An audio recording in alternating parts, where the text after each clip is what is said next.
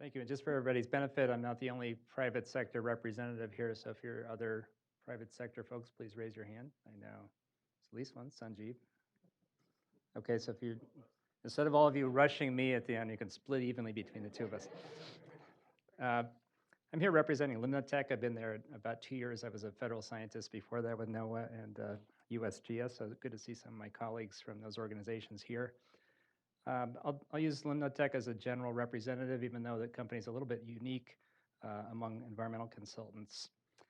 The vision of LimnoTech was started 42 years ago by a University of Michigan grad, includes three primary components. The first is to do cool or innovative things in environmental engineering, advance the science, so to do interesting work that's interesting to the people that work there and challenging.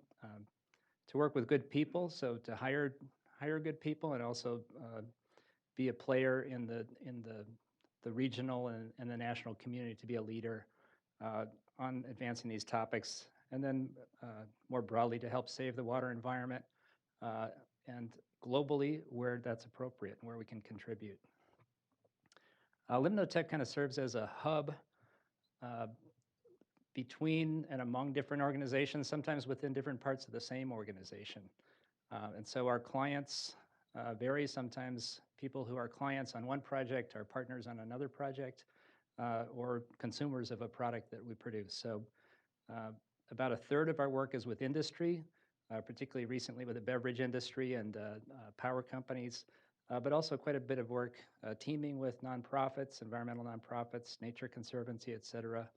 Lots of government work at all scales, from municipal and state up to federal, including partnerships with federal research groups, either research agencies or federal research funding organizations like National Science Foundation, and then working very closely with our local partners at University of Michigan, but also lots of other Michigan schools, even schools to the south and even schools to the west that shall remain nameless.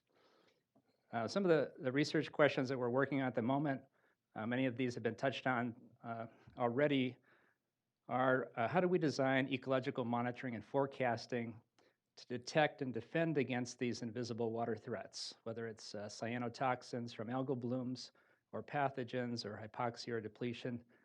Part of the threat is just not even knowing that they're out there, or if they are, being at the mercy of when they show up at your tap. It's a little bit too late to do much about them.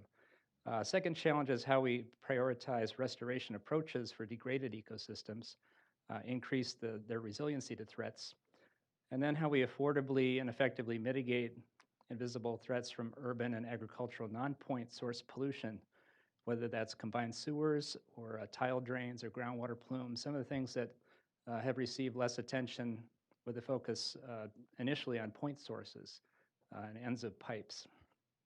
And then finally, how do we better incorporate adaptive management cycles into the technical and the social systems that lie behind water resource decisions? So there are gaps in our knowledge, but there's also gaps in governance, gaps in the systems that take that knowledge and apply it effectively. And we saw some of that, I think, particularly in the presentation about coastal zone management. Sometimes there's conflicting guidance. Either people don't know what can be done, or they're used to doing things a certain way, which may not be that effective. So practically, how do we actually collaborate with university faculty and students? In many ways, we're very similar to your peers in your own department or other departments. We can serve as principal investigators or co-PIs on proposals for many funding sources, not all.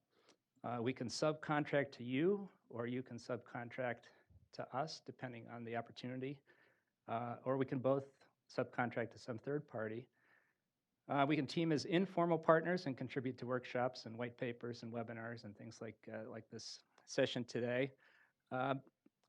Probably something that not everyone is aware of is that we can often co-advise grad students and undergrads, sit on committees, host interns, lots of other things to kind of round out the group of people that are advising a student and giving them other opportunities. And then finally, many of us guest lecture or team teach or solo teach as adjuncts or part-time faculty in departments. I'm an adjunct at Wayne State, and I do some other teaching on the side. So in many ways, we're somewhat indistinguishable, but one of the real advantages is we can link you with stakeholders that you might not normally encounter, whether they're other clients of ours or they're other people that we interact with outside the university environment that you know they're out there, but you might not know who they are or how to get in touch with them. So I will end right there.